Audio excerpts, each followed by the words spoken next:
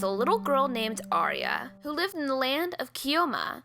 She loved Chiloma, but always wondered what was outside its borders. Although the borders seemed to reach as high as the stars, there had to be something outside.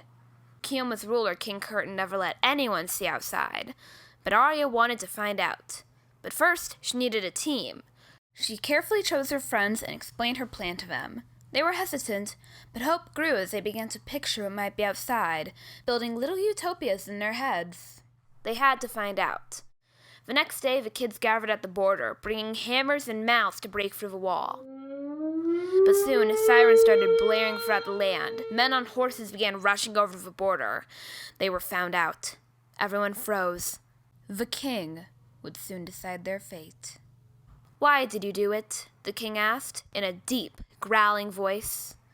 Silence filled the room, until Juan replied, "Because there's no reason why we have to stay here, in this boring, rundown land, under your rule."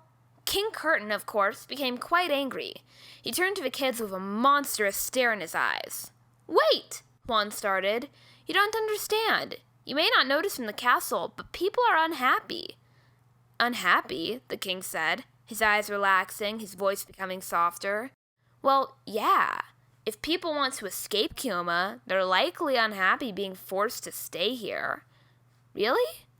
Nobody ever put it this way before. I always thought I was protecting everybody from the outside." The king now returned to the border with Aria and her friends. They placed a seemingly endless ladder onto the wall and began climbing. Reaching the top, they finally saw the land outside. It was a glorious place, full of beauty. A land of creativity and love, with magic all around. It was free of limitations, just nature and a stunning pink sky. It was beautiful, it was amazing, and it was real. Other Chilomans became curious and started climbing the ladder. At the top, they stared at the beauty outside like a work of art. Pegasi, who had been lonely with nobody to ride them, flew over to the wall and invited the Chilomans outside. Aria, Juan, and many others climbed onto the backs of the now happy Pegasi and flew about endlessly. The king ordered his knights to tear down the border walls. Chiloma and the outside world had come together, and both were made richer by thinking outside of the box.